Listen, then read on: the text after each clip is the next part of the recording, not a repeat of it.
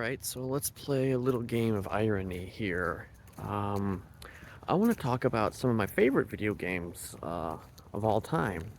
For those that didn't know, I made a video the other day talking about how I hate video games and how I hate video gaming. Um, but I added the caveat that, I have played games and I've got, a lot of games that I have played throughout my life that have been very foundational games for me. Games that I go back to and play. Not as much these days, but I have gone back to them. And, the door is always open to go back to them again. I'm not going to give any sort of particular list or anything. This is just me kind of just off the cuff, just thinking about different games, talking about them a little bit. And, I'll say as many of them as I can think of and talk about the reason why I like them. Um, but one of the earliest games I've ever played, now you could say Command and Conquer or Red Alert would be one of the earliest games I ever played. Um, and that's for like PC. I'm not really necessarily including games for like NES or SNES or things like that. Those games, in my opinion, kind of just go without saying. But a lot of those games I didn't really play.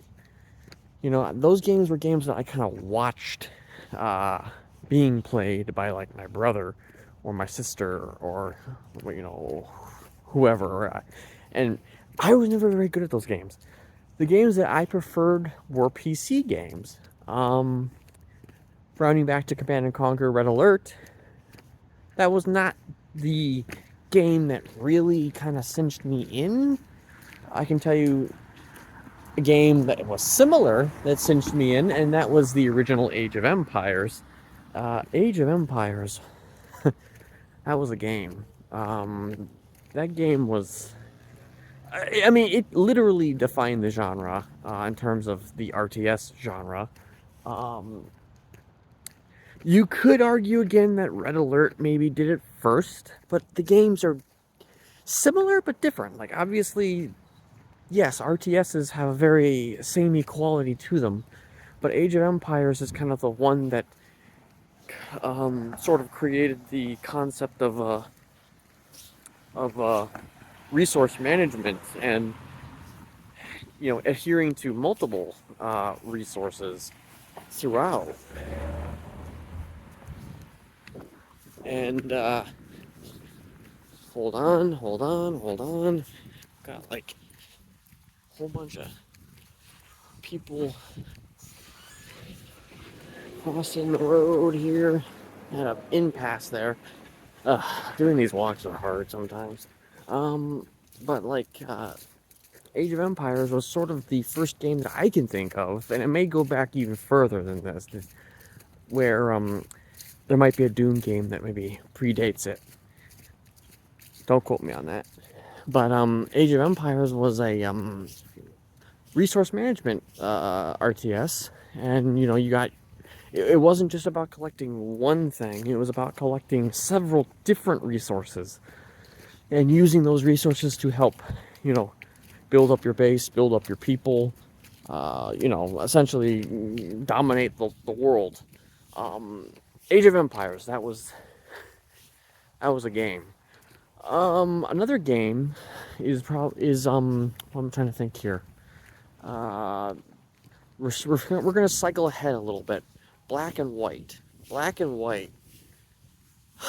Just thinking about that game kind of gives me goosebumps. That to me was what I believe games could and should be always. Um, that game sort of took the genre that it was in, simulation, and it sort of, or God games, it sort of just revolutionized it. And in my opinion, it was kind of underrated. I mean, it's interesting too because it's just like the game, you could do so much, and it's ironically enough from Peter Molyneux, who's the guy who tended to not really give people the things that they wanted. But it's ironic because that game was, I want to say that game was pretty big when it came out, but like There is absolutely no footprint for that game. You wouldn't even know about it if I wasn't talking about it right now. Black and White is essentially the pinnacle of God games. Literally, you are a god in the game. And you raise a creature. The creature could choose to follow in your footsteps, whether you're a benevolent god or a malevolent god, or they could choose to be like, no, fuck you, I don't want to be like you. You know, and that's what made it so interesting, is because it's just like you had the creature that you would raise, your personal godling, who would make their own choices essentially. But I mean, you could obviously influence them too, and then, but also, yeah, it's just like so fucking cool. Like the creature like is growing up, and you're watching it grow up before your very eyes. You can kill people. You can, you can, you can be nice to people. You know, it was like a game where you could do whatever you wanted in, essentially. Um, and those are the types of games that I like a lot, where you can just do whatever the fuck you want. Um, if it's incredibly difficult to get that game these days. Like, you can buy it maybe through Amazon somewhere through certain buyers, but it is incredibly difficult to get that game these days. You can probably get the sequel. You're probably more likely to find the sequel to Black and White than you are Black and White itself. Um, I have a copy of it, thankfully, but there's no digital release of it, and it needs digital release. Like, I don't know who owns that. I guess maybe Peter Molyneux or Lionhead, whatever. Whoever owns Lionhead might own it, and they just refuse to release it. Oh, jeez, that's a game that needs to be re-released like today. I have no idea why it's not out there, but it's such a great game. And the unfortunate part is that when you put in Black and White on Google, that game won't come up. You want to know what will come up? Pokemon Black and White. That will come up before Black and White. Dungeon Keeper, sticking to the Peter Molyneux side of things. Dungeon Keeper was essentially the precursor to what I believe was kind of perfected in Black and White. That being said, even though it was the less perfect version of Black and White, it was still great in and of itself. Like, just the idea of being able to manage a dungeon. And it's the first time, anytime that you play a game these days that involves an evil overlord, you want to know the roots of that game? The roots of that game are Dungeon Keeper. You know, Dungeon Keeper is where that started. The concept of playing a evil character, and of course that immediately gravitates towards me, even a young version of me. And you build your dungeon, you invite creatures into your dungeon to live there and pay them. Like, they're not just, like, they're minions, but they need to be paid. They are not working for free. The only people that are working for free for you are the imps.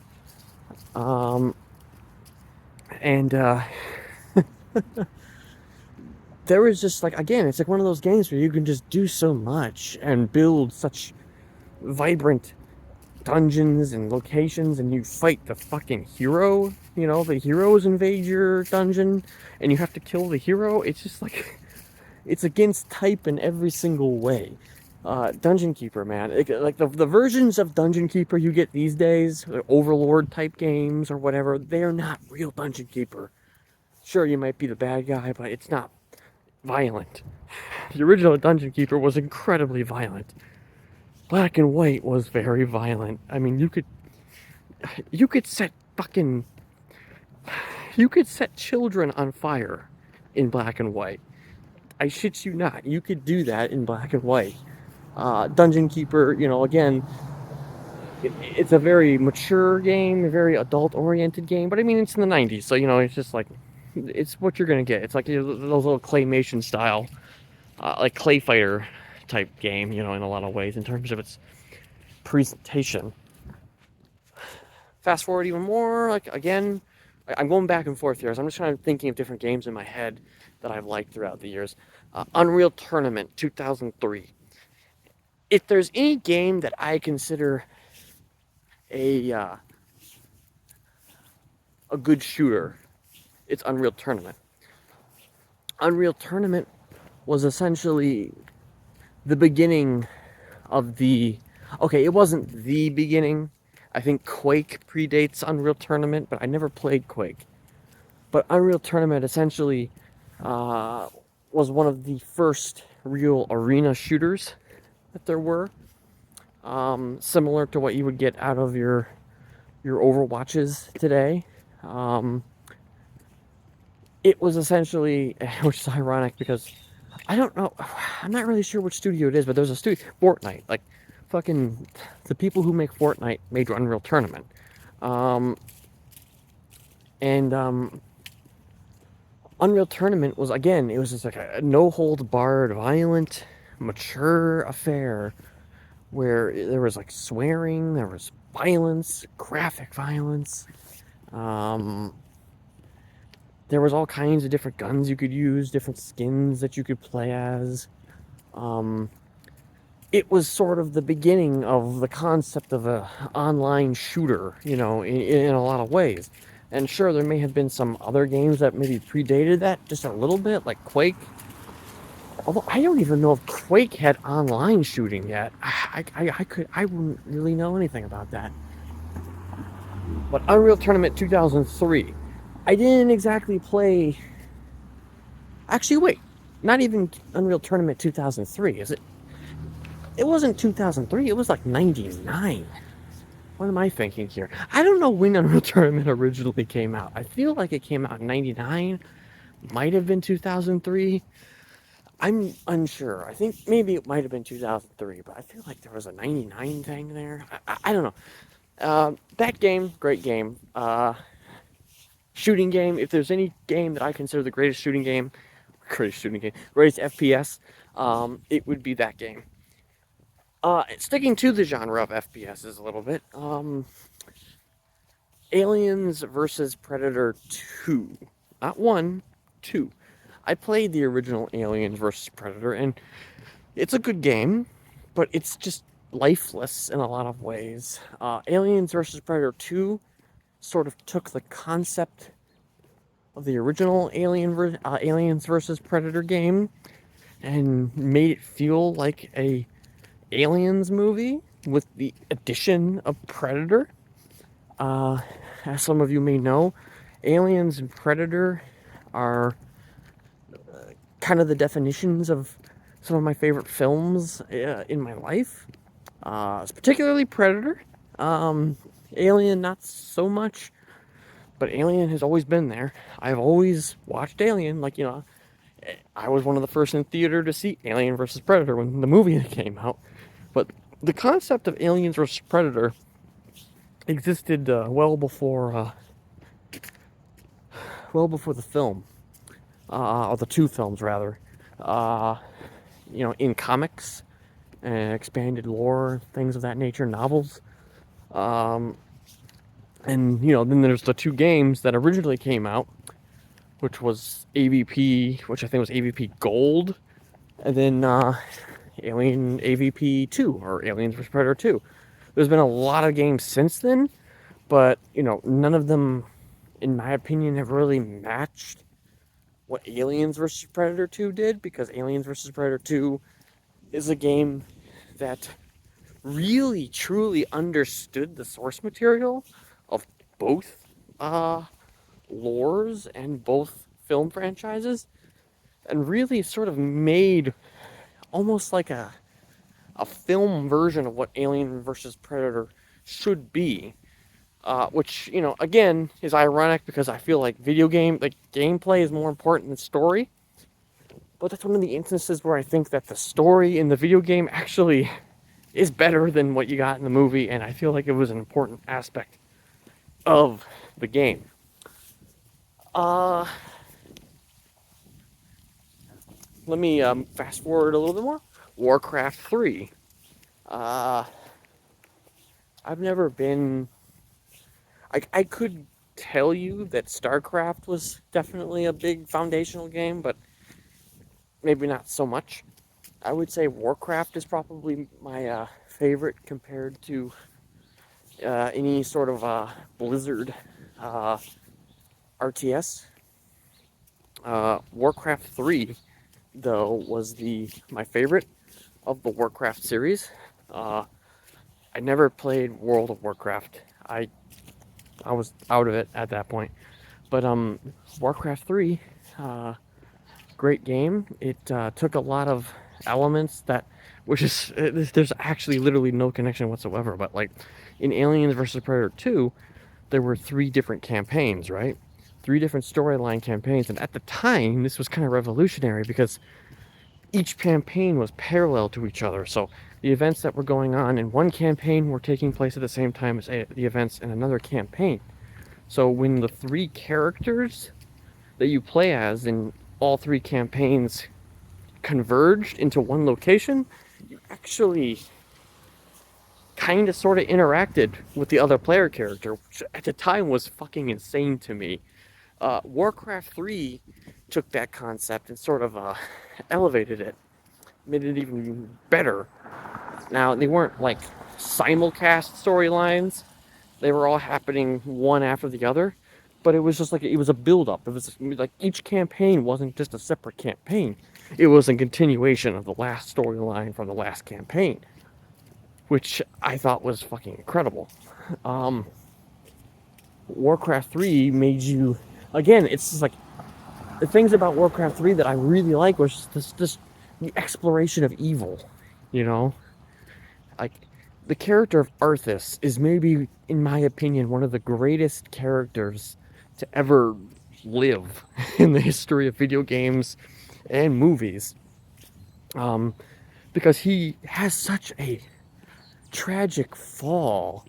It's not even so much that he has a fall, but it's just like he clearly looks like he wants to be good, but he's just so bad at being good that it was just it became pretty plain pretty quickly that he was gonna fall epically to the dark side, and not only fall to the dark side, but just embrace the dark and live the dark and literally become the Lich King, which, for those of you who play WoW, you saw the conclusion of a storyline that was built up during the events of Warcraft 3, which sucks because I would have loved to have seen a conclusion to that story in Warcraft 4.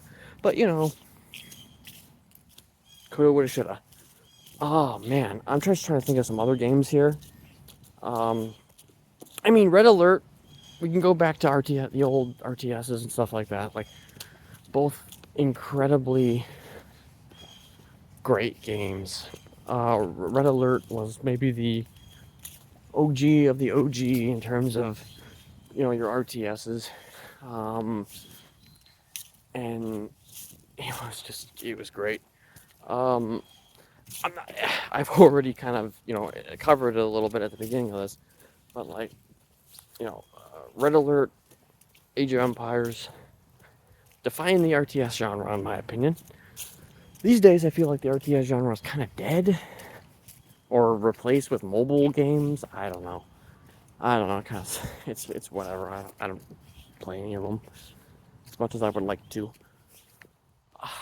There's other games too, and I can't think of them all.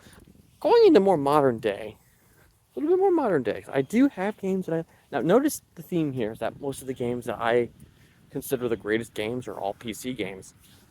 I am not particularly interested in console games. I mean, I just really kind of not, except for I like Nintendo. I've always been a Nintendo person, but again, it's like I never really played Nintendo games. I like watched them being played.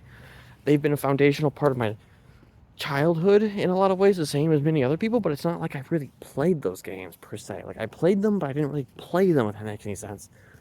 I don't have a whole lot of time here left, but other games, Mass Effect, all 3 games, great games, played all of them. The Dragon Age games, Dragon Age Origins, Dragon Age 2. I like Dragon Age 2 better than a lot of other people. Dragon Age Inquisition, not so much. And again, you know, all three Mass Effect games except for Andromeda. I'm trying to think of some other ones. Fallout, Fallout 3, even to an extent, maybe even a little bit of Fallout 4. But Fallout 3, definitely. That was kind of the beginning of my introductions to Bethesda and kind of where it leaves, or where it lies with Bethesda for me.